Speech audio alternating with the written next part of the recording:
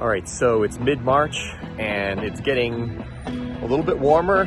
The snow has melted and I just got back from a test drive in this 1962 Series 2A.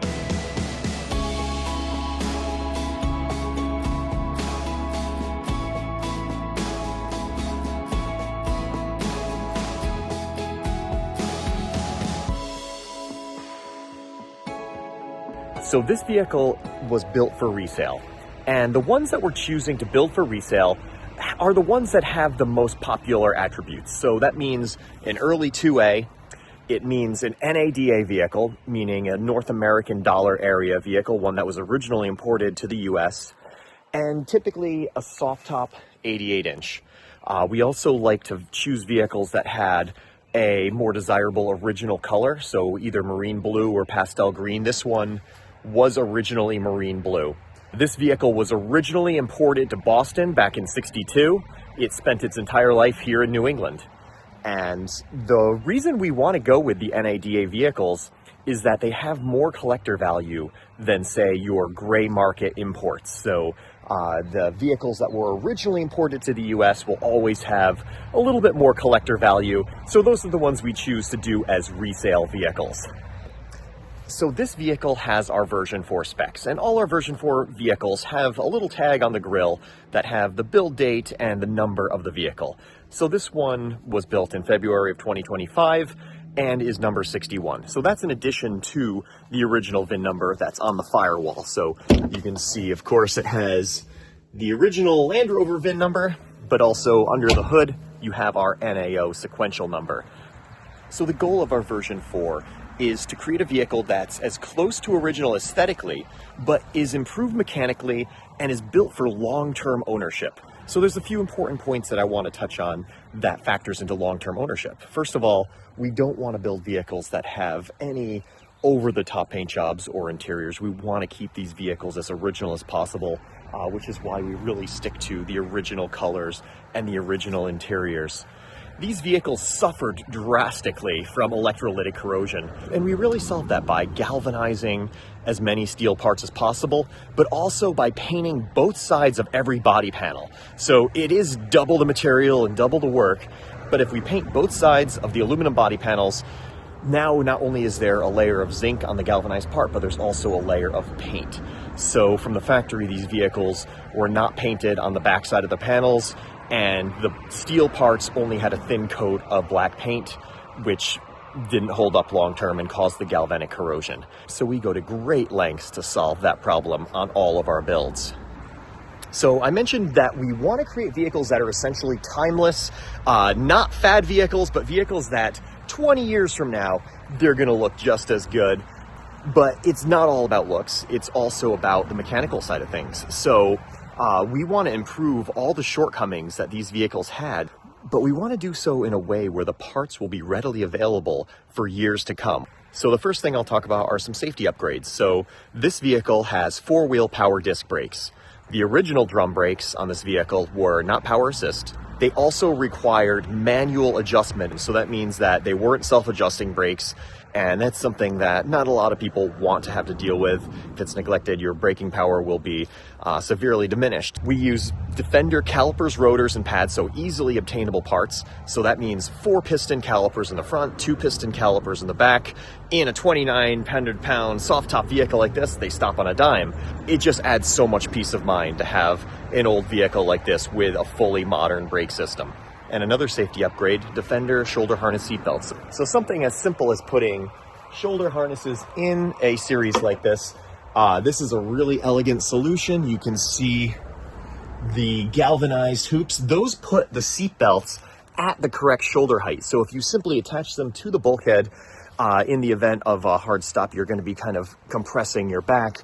These are the appropriate height for modern shoulder harnesses, and you can see how nice these seat belts are, rather than having either no seat belts in original 2A or having some kind of hokey lap belts. These are just a really nice improvement. So our next modification solves a major source of frustration for anyone who's ever driven a car with a carburetor. So using 10% ethanol gasoline in a car with a mechanical fuel pump and a carburetor will cause all sorts of vapor lock and fuel percolation issues. So these issues can cause the vehicle to not start on hot days, basically stranding you until it cools down. Also hard starts and other symptoms of the fuel basically boiling out of the float bowl and down into the engine. So to solve that the right way, we upgraded the engines to fuel injection. So you can see in place of the carburetor, we have an EFI unit, and this completely solves all vapor lock issues, as well as percolation and dieseling. The EFI really makes the experience much more user-friendly. There's no choke to pull on cold days. The startup on a cold day is much quicker. Here we go, let's try this. And it starts right up. Also, the computer is always trying to keep the engine running at its optimum air-fuel ratio, so there's no fiddling with the idle mixture screw or anything like that. These units just work great, and any tuning that needs to be done can be done right from the handheld screen. So instead of getting in and changing jetting and stuff like that, you're doing it all electronically on this screen. Another upgrade we do to the engine is to modify the head so that it'll run on unleaded gas. So nobody really has access to leaded gas anymore, and adding a lead additive is just an annoyance. We have hardened valve seats added to the head, and that allows us to run regular pump gas in these engines without doing any long-term damage to the head. Another big source of frustration with an original early Series 2A like this is the positive ground electrical system. Not many shops really understand how to work on a positive ground electrical system, and there's something a little bit disheartening about connecting your ground to the positive on the battery. We just do away with all that and upgrade to a negative ground electrical system, just like the later 2As had.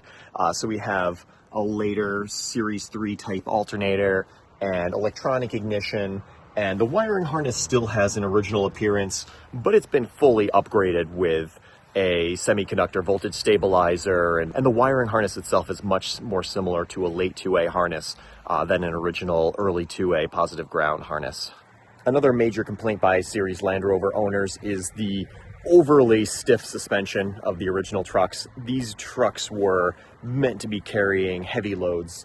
They were utility vehicles, so nowadays they're a lot less heavily loaded, maybe some passengers, but you're not going to be carrying loads of firewood or cinder blocks or anything like that. So we go with a parabolic suspension, which is a 3-leaf in the back and a 2-leaf in the front. This is a lot softer. It's still, of course, a short wheelbase vehicle and will ride a little rough, but this is a big improvement over the original suspension, and it uses some really nice old man emu gas shocks. So like I mentioned before, we're shooting for really the nicest driving Series 2A possible. And one of the annoyances of these early 2As, especially to people who are new to Land Rovers, is the unsynchronized first and second gear. So that means that you need to double clutch when you're shifting. And not many people know how to do this.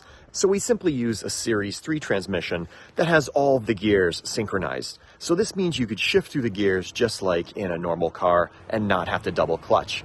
So another upgrade we do that's related to the transmission is to add an overdrive. And this vehicle has that option. The overdrive essentially is like adding a 5th gear. So without the overdrive, the Land Rover the cruising speed is really 45, 50 miles an hour. That's where it likes to be without the overdrive. With the overdrive, now you can cruise at 60 miles an hour and do highway speeds. So one of the things we get complimented on a lot is the overall stance and the tire and wheel package on the Land Rover. So these are not original series wheels. These are actually Defender wheels, and these are meant to have tubeless tires mounted on them. They have a little ridge so that if you get a flat tire, the tire won't debead. So these wheels look almost identical to the original series wheels, but they have an offset that brings them a little bit farther out, and it just gives it a little bit wider stance without having a tire and wheel package that comes out past the quarter panel and the fender. And so because the wheels are tubeless wheels, it allows us to run these modern radial tubeless tires. These are Michelin XELs. The size is 750/16, so it's a little bit bigger than the original tire size. And of course the speedometer is recalibrated to to compensate for that. But they're just a little bit taller than the original tires that would have been available on an 88, but they're still narrow enough where they don't inhibit your view over the hood. Anything wider and you'd lose some visibility, and it just wouldn't quite look right with such a wide tire on the hood. This looks perfect. So by using these modern Defender tubeless wheels, we don't have to deal with the hassle of having inner tubes in the tires. On the subject of the wheels, another quick detail, we actually use a hold down bolt with a 1 16th inch head. And that's the same size as the lug nuts. Because we are using the disc brakes, we have slightly larger wheel studs than the 2A would have had, with slightly larger lug nuts. So if you want to use your lug wrench to remove your spare tire, it will now work on these hold down bolts. So lots of little details like that. So there's other upgrades to the drivetrain. For example, we're using stronger rear half shafts. And our goal is really to create a drivetrain that's a little bit more equivalent to, say, an early 90s Defender. Even the original gas engine, the 2.25 liter gas engine, was available up to the 90s in the Defender. So we're essentially creating a 3/4 scale Defender mechanically, but with a original 2A look. And in my opinion, this is really the only way to go if you want the look of a 2A, but without all the headaches. So I talked a little bit before about our full galvanizing package and how anything steel under the vehicle has been galvanized. So in addition to the galvanized parts, we also incorporate parts made of stainless steel. So the gas tank is fully stainless steel. It'll never rust. You won't have problems with rust forming when the vehicle sits for extended periods of time. Same thing with the exhaust system. It's fully stainless steel, but it still has an original appearance. So those are a few of the major upgrades that you find on our version 4 vehicles. The full spec sheet for this vehicle is available on the website. So if you go to our inventory page and you click on this 1962 Land Rover, you'll find a comprehensive list of every upgrade and every specific part that's been used on this vehicle. And also we keep that information long term. So the vehicle has our build tag on the grille, number 61, version 4, built 225. And this is not a VIN number. This is just for us to keep track of the vehicles that we've built.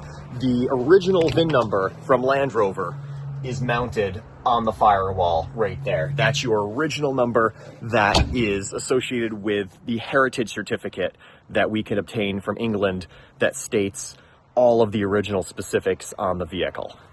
So as you can guess, we are completely passionate about the mechanical side of these vehicles and improving them to the best of our ability. But we are also very determined to keep the body looking as original as possible and really being as true to form as possible. These Land Rovers had really horrible fit and finish from the factory originally. I've seen some completely original vehicles that just had the worst gaps on the fenders and the worst door fitment. But we really strive to improve all that, and that's done during our mock-up process when the body is fitted to the new frame in bare metal. And that's how you get door gaps that look like this. So you can see that this door closes perfectly. See how this is flush? The door doesn't stick out past the body, and the gap is nice and parallel. And you have doors that close easily like that. You don't want to have to slam the doors on these vehicles. So we upgrade to a Series 3/Defender door latch and striker. So it closes much nicer than if we tried to use the original latch. So the other thing that's super important to me is keeping all of the details correct. So not just the overall look of the body, but all the small stuff that was only found on that particular year. So this is an A-suffix Series 2A, meaning that at the end of the VIN number, there's an A. So this is the first version of the Series 2A after the Series 2.